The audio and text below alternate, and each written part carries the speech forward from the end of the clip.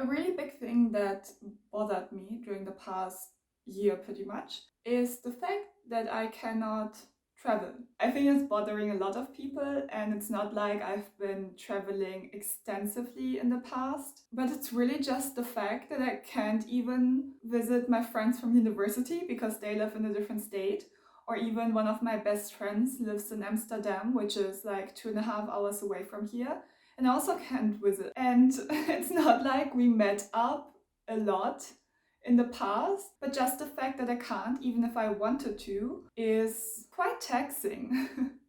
It weighed me down so much that I thought I need to do something. So I've been thinking, I'm always looking for places to visit far away, like outside of Germany, outside of Europe pretty much. But I never really look into what I have close by. And I do live on the countryside, which is, I guess, a curse and a blessing at the same time, because it can get a bit repetitive and boring, but at the same time, there's also a lot to see, a lot of nature to experience. So I thought I'd make a series out of it, where, visit different places here around where I live and show you what the German countryside is like. And where better to start than right next door at the bog, which I had no idea that that was a word. I always call it Moor, because that's also the German word, Moor. But apparently the official title is bog, which I did Google just to see what the English words for the different sides are. And I felt like in the commercial for Middle Earth, because the description of the bog was like, on one side there are the Wien Hills, and then on the other side lies the Midland Canal, and then in the middle there you can find the Great Bog, an area that has been there since the last ice age of Europe. So yeah, welcome to Middle Earth. Let's take a look at the bog. It's quite a popular area to go for walks, especially on the weekends. And it was again this weekend. And I have to say, I got, as I said, it has been here forever. And I kind of lost the appreciation for it around summer, I guess, summer, autumn, because I've been running a lot and I've been preparing for a half marathon, which I ran with my sister and cousin. Not an official one, we just ran one Sunday. And in order to have like the distance, we had to do 3 rounds through the bog. Ever since then, I just could not stand being there. Yeah, because I also used to train in there. So I would do like 5 runs a week through the bog, which was just like it just gets repetitive. And then also because of the whole pandemic, there was nothing to do, so a lot more people went for walks. So of course they would go into the bog, and like sometimes when the weather is really good, it's more an obstacle run than a chill jog. Yeah, so I kind of lost my appreciation for it, but I thought, it is a nice area. It does look really nice. It's also, I think, a quite interesting habitat, both for plants and for animals. So I wanted to show that to you. And while showing it to you, also find my appreciation again for it. There are different points where you can enter the paths to go around. But this is like the official starting point, I'd say. It's called Morehouse. Morehouse. Inside there's information on the bog, how it was formed, the habitat, what kind of wildlife and plants there are. And fun fact, right next to the entry point is the open air bath. I used to be here as a child all the time, because it's also not that far away from my house. We could always bike here as children, just chilling away the afternoon or the holidays.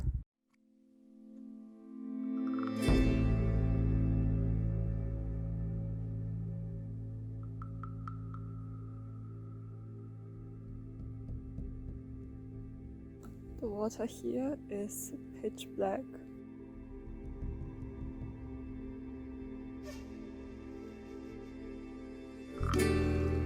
It's just reflecting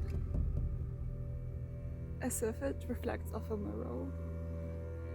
It's like this is the water. Here's the sky. And then when you look down at the water, you might as well look up at the sky. It's very beautiful and very scary.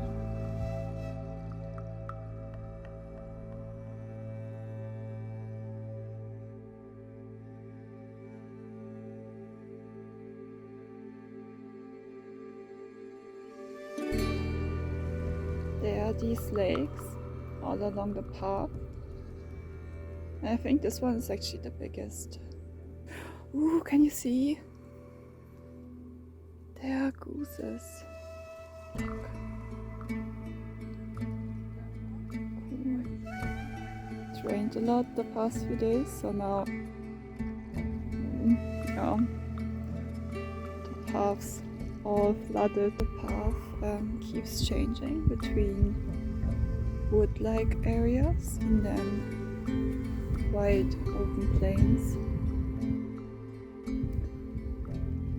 And they pretty much look like this all year round. Like there's a area further down where they have flowers that bloom, but here it's pretty much what it looks like all year. This area here where it opens up to the plains, I would describe it kind of like the wetlands, because right now it's quite wet.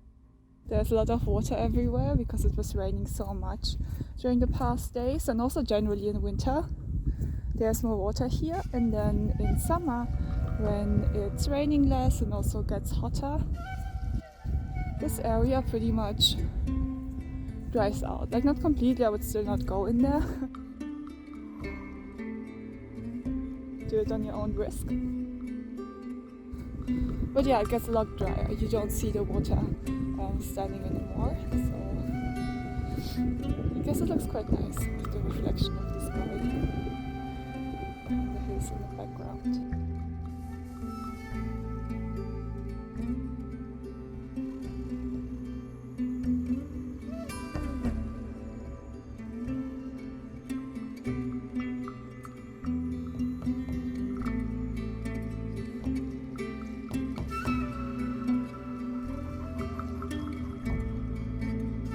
These paths, these wooden paths, occasionally on the way, because as I said, it's wetland here and you don't want to sink in. In summer, this whole area is purple because of the flower that's blooming here.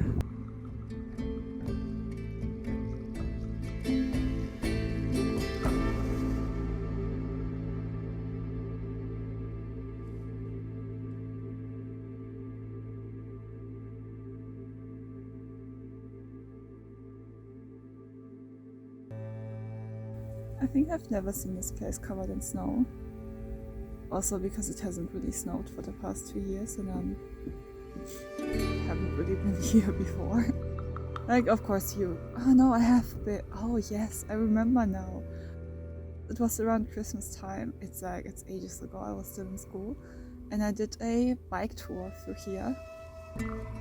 And there was so much snow and there was ice. My face planted in front of this huge group of people who like ran to me and asked whether I was alright. True. That's a story I completely forgot.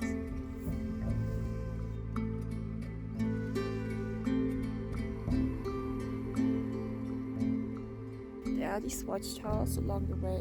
There are several ones where you can always take a look over the whole area.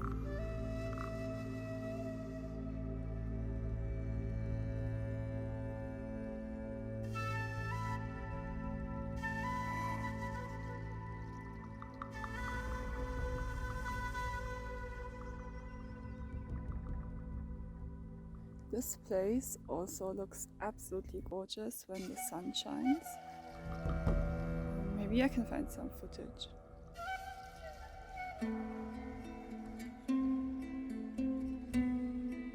Oh, more ducks. Can I zoom in? Oh yes, there they are.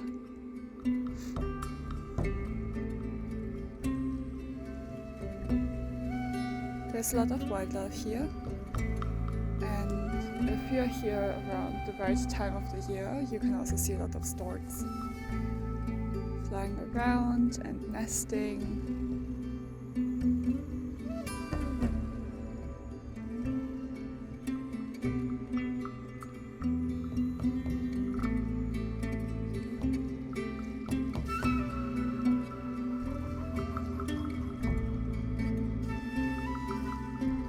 this mountain of soil. That's the tree's roots here.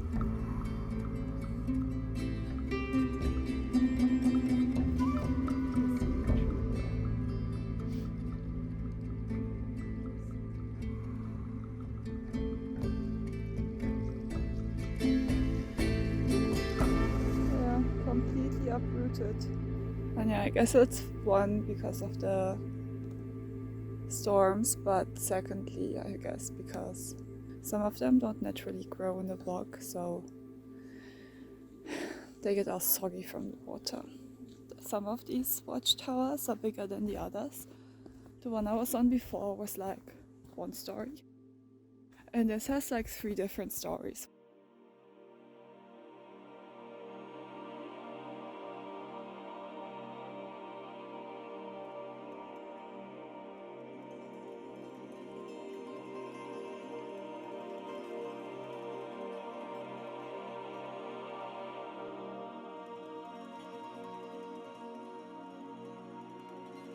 On one side there are the Rian Hills.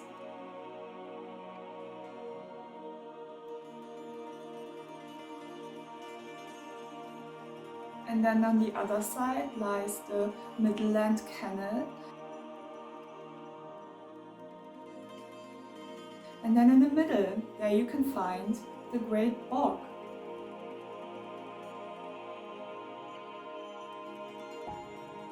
An area that has been there since the last ice age of Europe.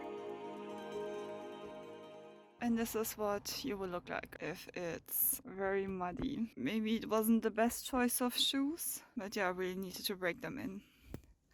And now I have a lot of blisters, but I think they're a lot more comfortable now. And unfortunately my trousers also got dirty, so you know,